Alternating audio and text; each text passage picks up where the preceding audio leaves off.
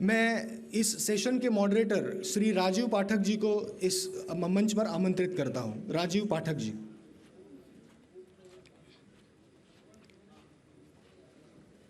मैं इस कार्यक्रम के सह प्रायोजक गोवर्धन इको विलेज के गौरांग प्रभुदास जी को ये अनुरोध करता हूं कि वे इस सत्र के अतिथि तेजस्वी जी सूर्या का स्वागत करें। गौरांग प्रभुदास जी।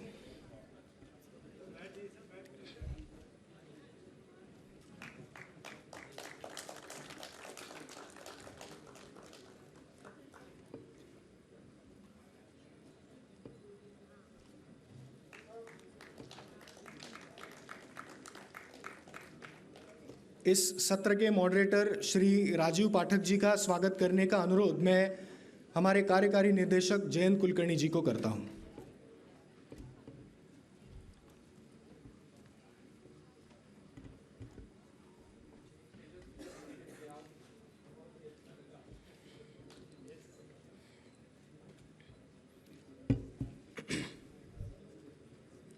इस पश्चात मैं अभी इस सत्र के मॉडरेटर श्री राजीव पाठक जी से अनुरोध करूंगा कि ये पब्लिक इंटरव्यू आप शुरू कीजिए। इस इंटरव्यू के पश्चात भारत के केंद्रीय स्वास्थ्य मंत्री श्री मनसुख मांडविया जी का सत्र होगा। Over to you Rajiv ji. Thank you Piyush जी।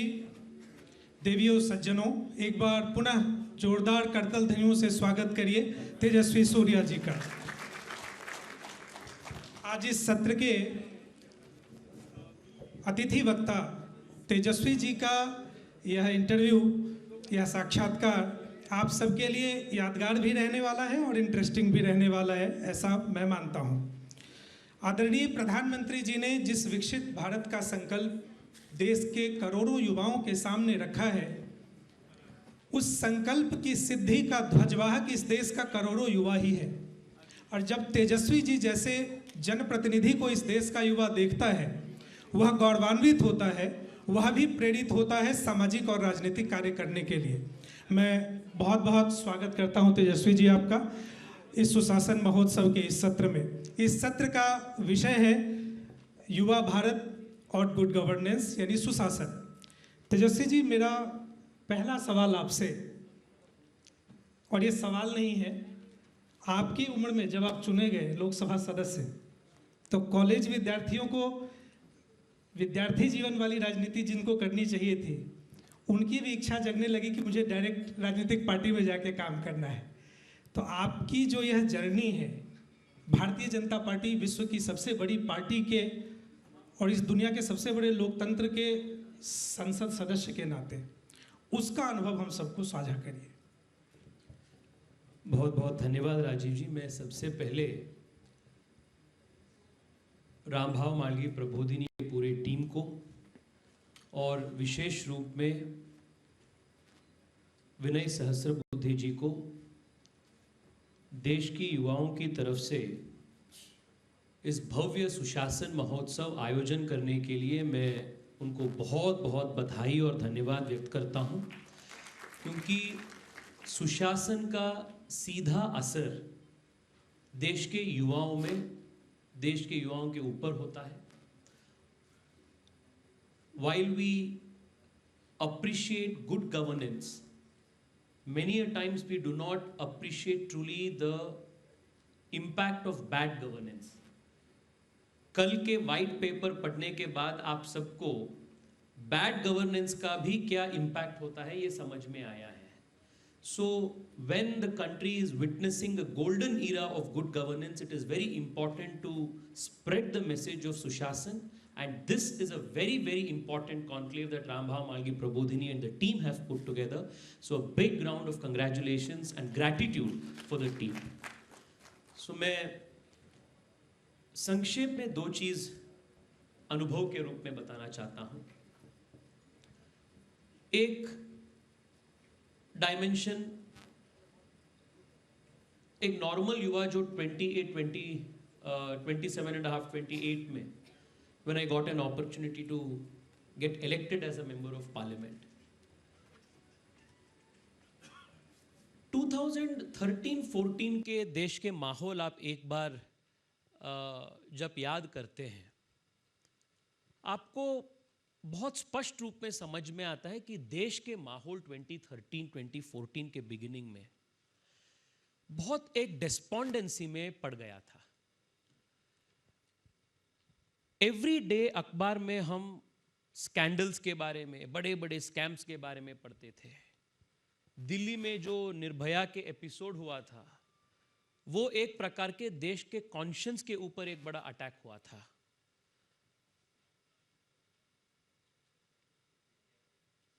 रोज हम किसी ना किसी देश के कोने में टेररिस्ट अटैक के बारे में हम पढ़ते थे। There was a sense of despair, despondency, frustration in the minds of young people. And not just politics, देश के पूरे पॉलिटिकल सिस्टम के प्रति ही एक प्रकार का डिटैचमेंट, एक प्रकार का गुस्सा, एक प्रकार का फ्रस्ट्रेशन देश के युवाओं के मन में था। And I think most of us here remember those days when we all participated in the Anna Hazare movement, thinking that this is some outlet which may perhaps give better governance for the country. What came out of it and what happened later from that movement is a different thing altogether. But we were all in a desperate lookout for a ray of hope amidst these whole dark clouds that had come to occupy the Indian political space. So, just like you, just like most of the young people sitting here, I went and participated in one of those protests, hoping that things will change. And in the middle of all of these dark clouds came a ray of hope in the name of Narendra Modi, and that began a transformation not just for young people like us at an individual level, but collectively for the nation. लेकिन तेजस्वी जी अभी 2014 की पहले की बात कर रहे थे, और इसी संसद के सत्र में आपने मोदी के पहले और मोदी के बाद एक बात रखी और बहुत युवाओं ने उसको ध्यान से देखा है। मैं उसको कहूँ कि मोदी के पहले या मोदी के साथ, ऐसा भी कह सकते हैं। तो जब आप कुछ ही महीनों बाद लोकसभा के चुनाव में जाएंगे, तो देश के युवा आपसे यदि पूछे कि पिछले 10 सालों में सुशासन को लेके युवाओं के दृष्टि से आपका सबसे मेजर अचीवमेंट क्या है आपकी सरकार की, क्या कहेंगे? बताता हूं मैं। I'll just take 30 seconds आपके पहले के क्वेश्चन को आंसर करने के लिए। I'll come to this after that. So the difference was that, I was like many youngsters of that age, somebody who had lost faith and belief that the system can actually deliver good for the people. So the last 5 years, as an elected member of parliament, having seen the work of the government at various levels, I can tell you for one that from being a cynic about the system, I am today one of the biggest believers in the goodness of the system. This is the first change that has happened at an individual level. Second,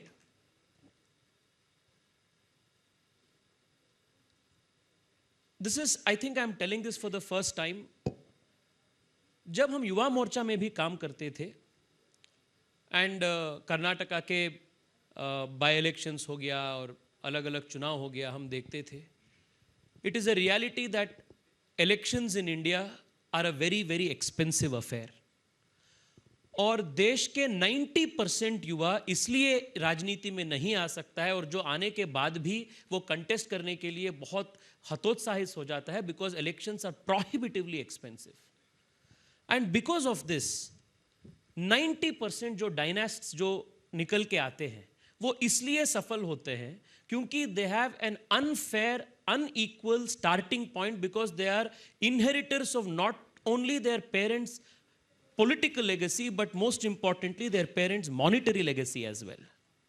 So जो आम युवा होते हैं, they are not capable to contest elections because एक सामान्य footing से, equal footing से वो कंटेस्ट ही नहीं कर पाते हैं।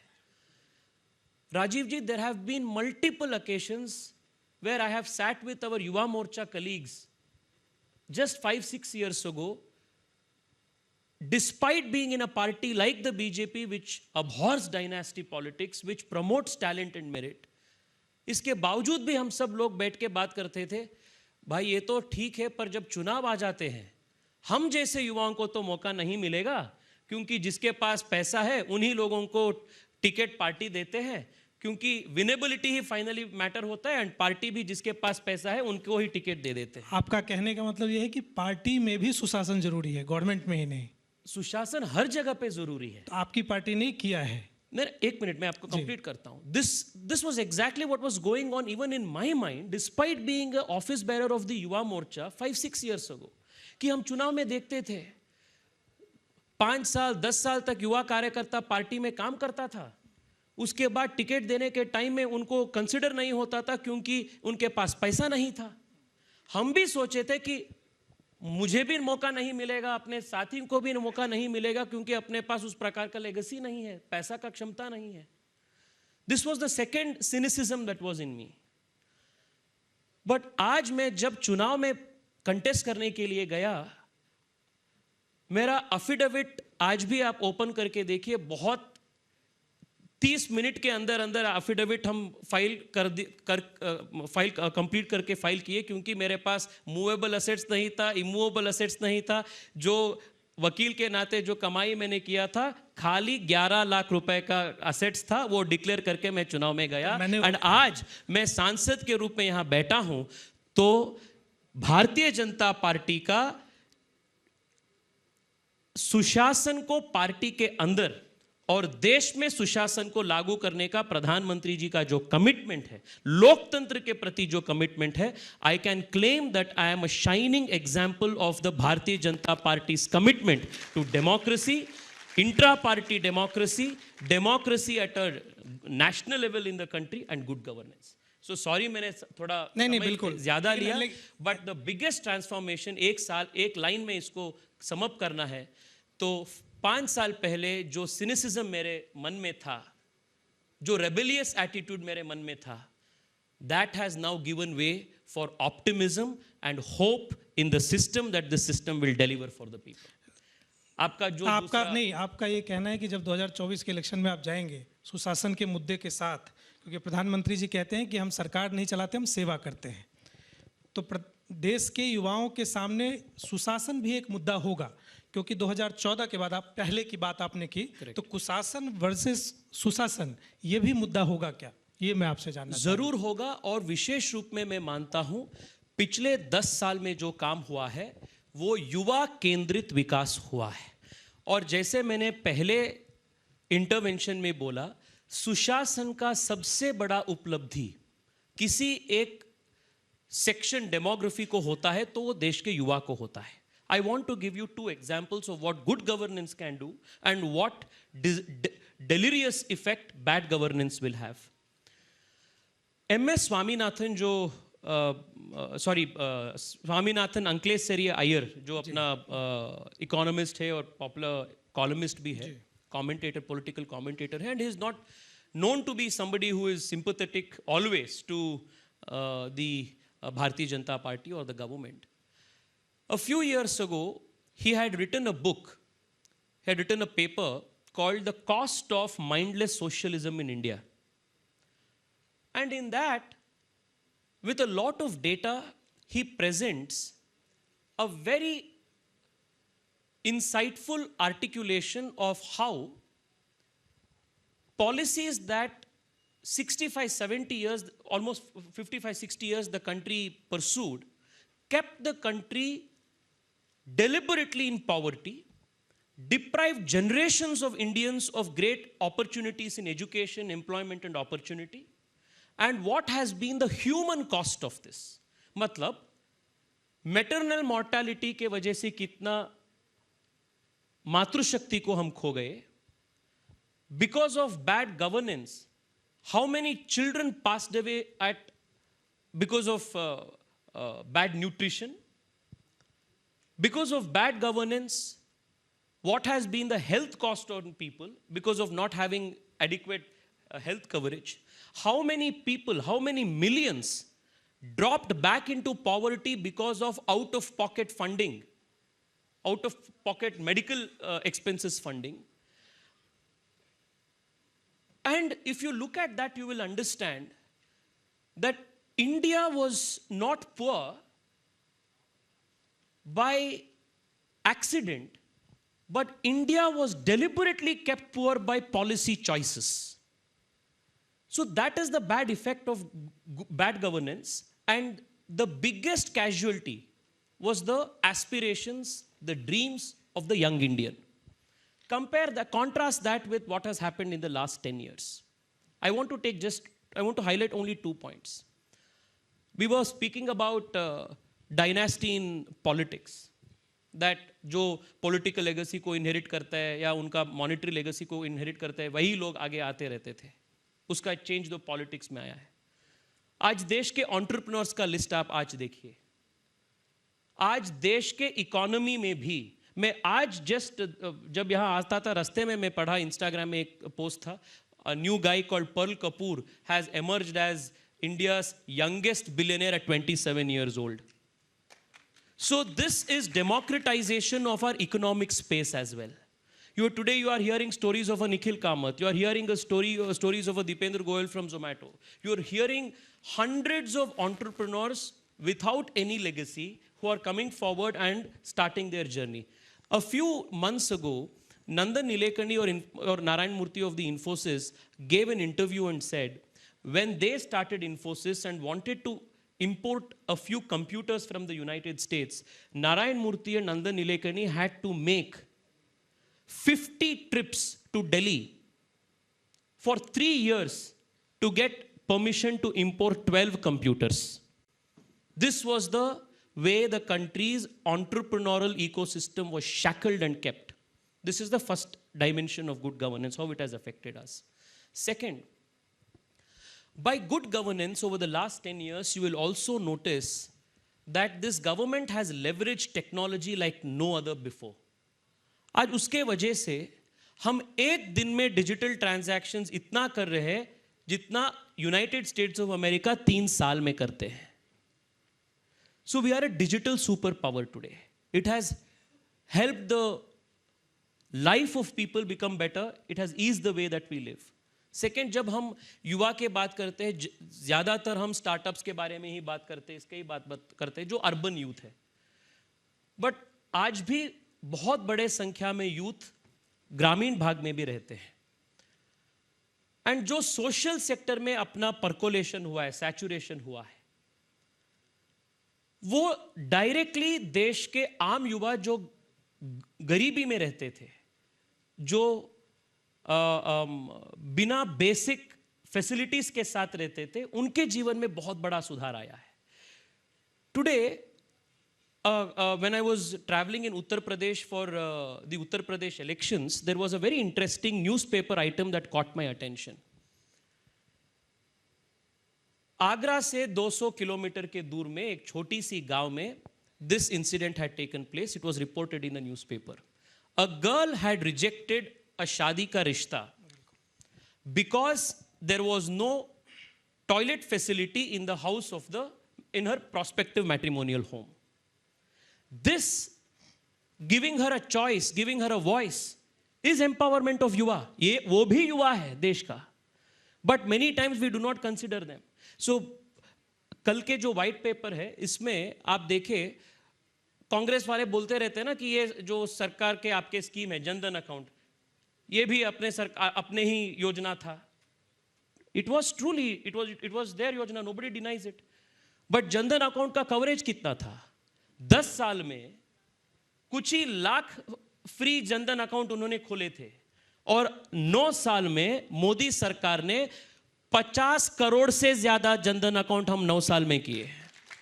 This saturation. So like this I can give you optical network का. It was in a few thousand kilometers. Today it is a few lakh kilometers. So सुशासन के वो सुशासन का मल्टी डायमेंशनल बेनिफिट होता है. बिल्कुल. And the youth are the biggest beneficiary of good governance. आपने स्टार्टअप्स और यूनिकॉर्न की बात की. इसमें कोई दो राय नहीं है कि 2014 के बाद ये दुनिया में सबसे बढ़ती हुई अर्थव्यवस्था में से एक है भारत, और स्टार्टअप और यूनिकॉर्न्स में भी सबसे ज़्यादा नंबर्स हैं हमारे. लेकिन आप जिस कॉन्स्टिट्यूंसी को बिलोंग करते हैं, जहाँ से चुन के आते हैं, वो मुझे लगता है पूरे देश में एक ऐसा कॉन्स्टिट्यूंसी है जो अपने आप में मिनी भारत है. पूरे दुनिया के ही नहीं, पूरे देश के भी और दुनिया के भी युवा वहाँ आके रहते हैं. स्टार्टअप भी चला रहे हैं वहाँ से, IT में जॉब भी कर रहे हैं वहाँ के. आप वहाँ के प्रतिनिधि हैं. आप उनसे जब बात करते हैं, आपको प्रधानमंत्री जी के विजन के बारे में 2047 तक की जो उनकी सोच है विकसित भारत के बारे में, उसका क्या चित्र दिखता है, उन युवाओं के आंख में क्या झलक मिलती है? फर्स्ट एंड फॉरमोस्ट तो देश के युवाओं के जो आज के मानसिकता है, क्योंकि एटीट्यूड डिफाइंस एवरीथिंग। आज के देश के युवाओं के जो एटीट्यूड है वो अत्यंत पॉजिटिव है और कॉन्फिडेंस से भरित है। This is the biggest change. और इसमें दो कारण है मुझे जो दिखता है। पहला तो यह है कि आज आम युवा को लग रहा है कि देश में एक प्रकार का rule based, law based system है और आप एक फ्लैट वर्ल्ड है जिसमें आपको मौका का कमी नहीं है। This is the first thing. So if you make efforts, if you make struggle, आप आगे आ सकते हैं। यह सबसे बड़ा एस्पिरेशन है। When you know that the system is fair, when you know that it's a rule based order, when you know that if you work hard, your hard work will be rewarded, there cannot be a better incentive for a young person than that. This is the first thing. Second, आप दूसरा बात भी ये देखिए, पिछले 10 साल में बहुत कंसर्टेड एफर्ट के साथ देश डीकॉलोनाइजेशन के ओर प्रयास किया है। एंड जो अपने जो जनरेशन है ना, आपका मेरा हम सबका generation, the beauty of this generation is that we are the farthest from the shadows of colonialism, because most of us were born in 90s and thereafter. So contrary to popular perception that our generation does not resonate with cultural renaissance, it is our generation which is the biggest supporters of the Bhavya Ram Mandir construction that has taken place in Ayodhya. It is our generation that wants to actually promote Matrabhasha Shiksha. And just now outside we saw the stall which is attempting a real-time translation of Bharatiya Bhashas using artificial intelligence. So the reason of this renewed sense of confidence among young people is not only because we are in a era of governance which respects rule of law, which has put in place a fair performance rewarding world order, but also because we are finding our own spirit in a renewed sense of cultural revivalism. So this is also giving us a sense of purpose, a renewed sense of self-belief in about ourselves. अभी G20 का बहुत बड़ा कार्यक्रम समाप्त हुआ और पूरी दुनिया ने उसकी तारीफ की है। Y20 में आप बहुत अच्छे से इन्वॉल्व थे।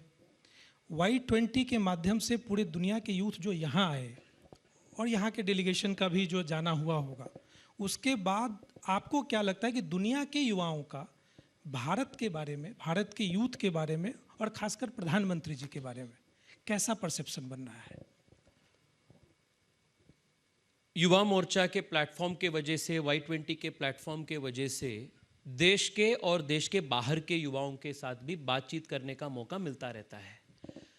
अनफॉर्चुनेटली राजीव जी, देश के लगभग 100 साल में एक व्यवस्थित कॉन्स्पिरेसी, भारत को गलत रूप से प्रेजेंट करने का जो कॉन्स्पिरेसी है, वो देश विदेश में बहुत बड़े रूप में हुआ है।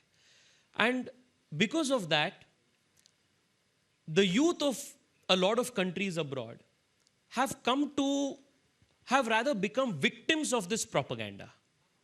So the moment they think of India, they think of our society as caste ridden. The moment they think of India, they think it's the 3 C's: cow, caste, curry. If you go abroad and talk to some young person, he will generally ask you questions which are deeply ingrained in this stereotype of the country.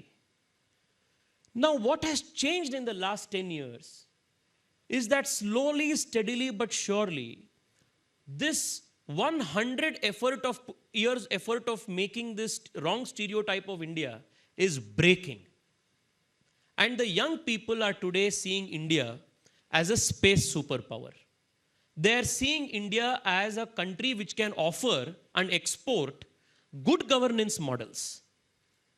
The youth of the world are today looking at India and saying, how did you manage to vaccinate 100 crore people in the shortest period of time, using digital technology in the most seamless manner, also the cheapest vaccination coverage throughout the world? They're looking at us and asking these questions. So India today is known for progressive things like good governance.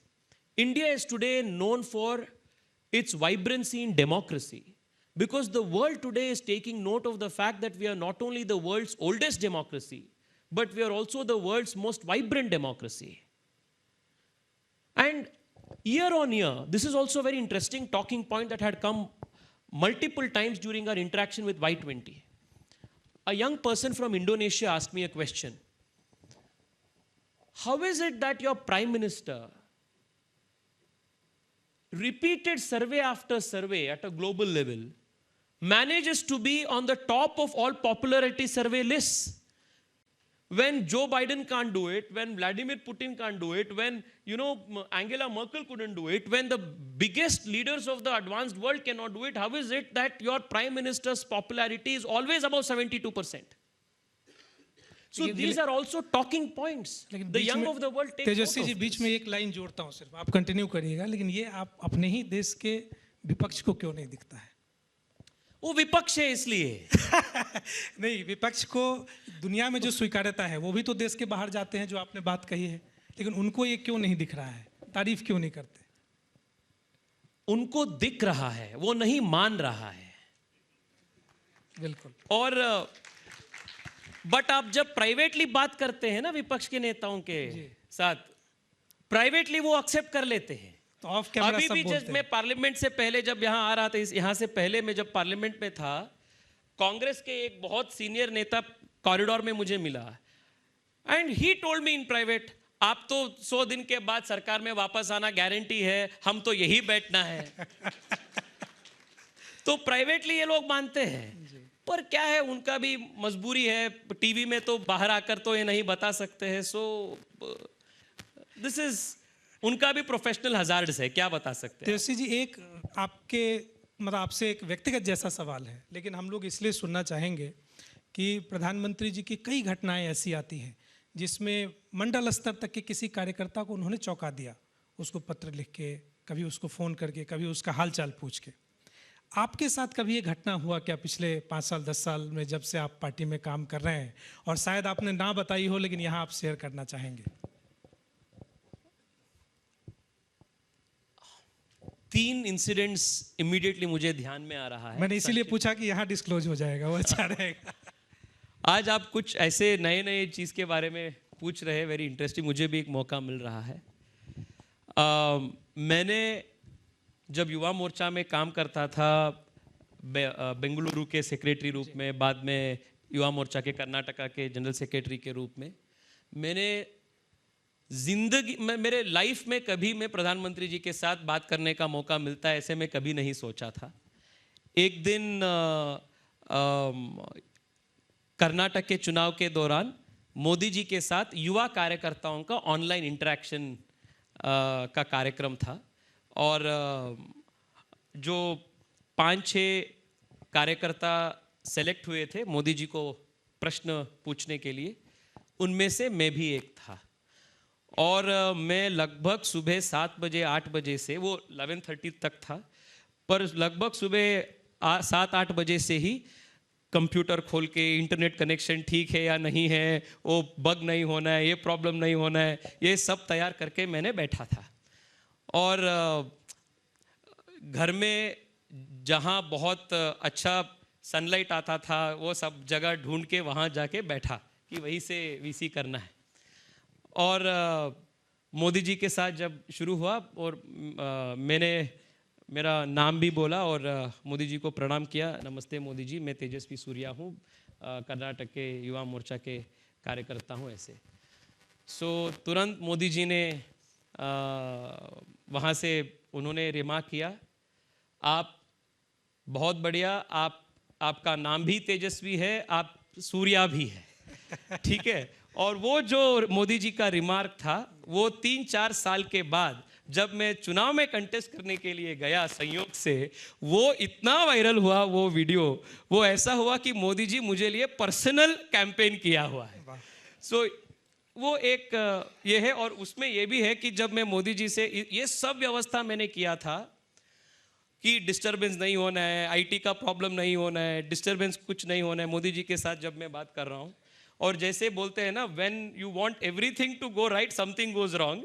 सो जब मोदी जी के साथ conversation में था और पीछे मेरा मौसी आके ऐसे देखी है, ठीक है, वो वीडियो। सो उनके भी एक फोटो बॉम्बिंग जैसा हुआ है। So that is one example. Second, I will tell you, जब हम चुन के यहाँ आए और छोटी छोटी टोली में मोदी जी नए सांसद के साथ इंटरेक्ट करते थे, और फर्स्ट टाइम मोदी जी के साथ एक कमरे में बैठने का मौका था, और छत्तीसगढ़ से या झारखंड से किसी अपने एक सांसद, उनके जर्नी के बारे में वो बोलना शुरू किया। He was earlier working as a leader of some trade union for coal mines etc. and walking for long distances. उनका ये कहानी था कि वो किलोमीटर तक रोज बिना पैदल वो जाते थे, और बहुत गरीबी से वो पार्टी में काम करके करके, संघ में काम करके करके आए थे। जब वो सांसद उनके जो स्टोरी को रिकलेक्ट कर रहा था और उनके कहानी बता रहा था, मोदी जी के आंख में इमीडिएटली आंसू भर गया था।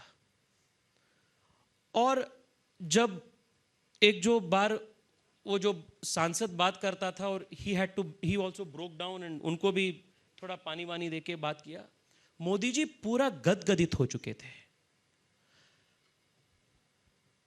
मतलब जो गरीबी के प्रति, गरीब के प्रति, दीन दलित के प्रति जो कमिटमेंट मोदी जी का है ना, वो रियल है, वो 100% सिंसियरिटी के साथ वो कमिटमेंट है। So what I saw that day was the empathetic face of a leader. When somebody is narrating his personal difficulty and saying that मैं किलोमीटर तक मैं बिना पैदल जाता था, देश के प्रधानमंत्री के आंख में तुरंत आंसू आ गया, and he connected with him at that human level. Leadership का जो सबसे बड़ा क्वालिटी होता है वो एम्पैथी होता है, और मोदी जी में ये एम्पैथी एट अ सिंसियरिट लेवल में है। ये दूसरा एग्जाम्पल है। और तीसरा जो एग्जाम्पल है, मोदी जी एक बार बैंगलोर आए थे और हम सब उनको इनवाइट कर, मतलब रिसीव करने के लिए वो लाइन में लगे थे। और मुझे तो देश के करोड़ों जनता में जो भावना है मोदी जी को देखते हुए, जो डिविनिटी का भाव जो पैदा होता है, we look at Modi ji as somebody who has a special divine energy in him. So बहुत स्वाभाविक रूप से मैं मोदी जी का चरण स्पर्श करने के लिए मैंने I bowed down and I touched his feet. और मोदी जी ने मुझे ऐसे उठाया, बोला आप नहीं जानते हो ये नहीं करना है। क्यों किया? What to say? I said sorry Modi ji. So he said ये मत करो, ये राजनीति में ये प्रथा अच्छा नहीं है। सो मतलब मैं उनसे 50 साल से कम आयु का हूं, पर जब मैं भी उनको पैर छूने का प्रयास मैंने किया, वो मुझे उठा, वो बोला ये मत करो, हम सब एक ही कार्यकर्ता है पार्टी का। These are small things which reflect the culture of this party. These are the 3 examples that I think have had a profound impact जो अभी जब आपने पूछे नहीं, on the बहुत अच्छा, of Tejashwi ji. so this is what makes the भारतीय Janata party special. मैं आज इस सेशन का 2 लास्ट और क्वेश्चन और क्विकली आपसे उसका जवाब चाहूँगा। अभी कुछ ही दिनों पहले प्रधानमंत्री जी आपके एक ऑनलाइन कार्यक्रम में जुड़े थे, नमो मतदाता, फर्स्ट टाइम वोटर। तो ये बहुत बड़ी जिम्मेदारी है आप लोगों के ऊपर। फर्स्ट टाइम वोटर, यदि आपको 1-2 लाइन में कहना हो कि क्यों प्रधानमंत्री जी के लिए, इस देश के लिए इस बार बहुत ज़रूरी है कि first time voter Modi ji को वोट करें। 2 कारण के लिए। देश के युवा मतदाता, विशेष रूप में देश के नव मतदाता भारत के भाग्य विधाता है, क्योंकि 2014 में और 2019 में जब आप स्टैटिस्टिक्स देखते हैं, आंकड़े देखते हैं, मोदी जी के चुनाव इलेक्शन में जो एक्स फैक्टर के रूप में काम किया वो देश के युवाओं के वोट्स थे, because we wanted a new India and I have said this at multiple platforms. Modi ji is not only the creator of New India, Modi ji is also the product of New India. क्योंकि it was the young people who wanted a change, it was the young people who voted and elected Narendra Modi. So 2014 में और 2019 में और आज के चुनाव में जो फर्क है फर्स्ट टाइम वोटर्स के, हम 2014 में जब फर्स्ट टाइम वोटर के रूप में हम वोट किए, we had seen that bad governance of 10 years. We had a model to contrast, you know, what is good governance and what is bad governance. 2019 में भी the memory of bad governance of the UPA era was very raw. But unfortunately, or you know, fortunately, because you have had a good governance for 10 years, the first time voters of today, they do not have an example that they lived through of bad governance. So the only thing they can compare to with, the only thing they have seen is good governance of the 10 years of Modi government. So the reason why it is very important for the young of today, the first time voters of today, why they are essential, to answer your point, is their vote determines the good governance for the next 10 years, which is going to be the foundation of what India will be in 2047.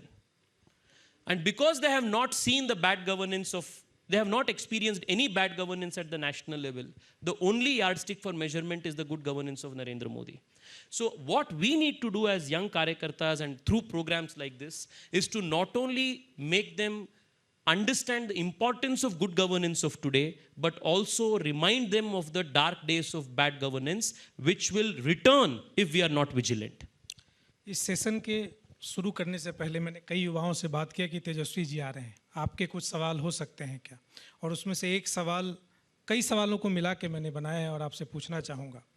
कई युवा आपका video देखते हैं, आप बहुत ध्यान में मंत्र पढ़ रहे होते हैं संस्कृत के बहुत अच्छे से, कई बार आप साइकिलिंग कर रहे होते हैं, आप बहुत अच्छे रीडर भी हैं।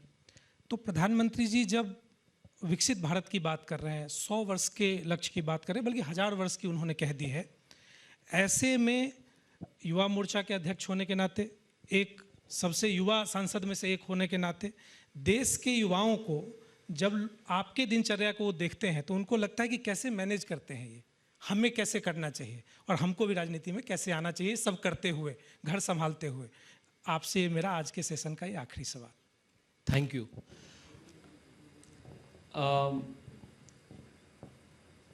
जो राजनीति में आना चाहते हैं ऐसे युवाओं को मेरा एक बहुत प्रामाणिक और सिंसियर जो मेरा रिक्वेस्ट है, पॉलिटिक्स में कभी भी सिर्फ और सिर्फ पर्सनल एम्बिशन को रखते हुए आप काम करने के लिए मत आइए, क्योंकि पॉलिटिक्स में कंट्रोलेबल से ज्यादा वेरिएबल्स होता है। सो आप अगर सिर्फ एक पर्सनलाइज्ड एम्बिशन को रखकर आप पॉलिटिक्स करने के लिए आ रहे हैं तो निराश होने के लिए हर दिन आपके पास एक चैलेंज आ जाता है। जब आप एक इम्पर्सनल आइडियल के साक्षात्कार करने के लिए आप जब पॉलिटिक्स में आते हैं, then ups and downs at a personal level will not trouble you and not break you down. ये फर्स्ट एटीट्यूडनल एक चीज समझ में आकर पॉलिटिक्स में आना है, फर्स्ट चीज। सेकंड, आपने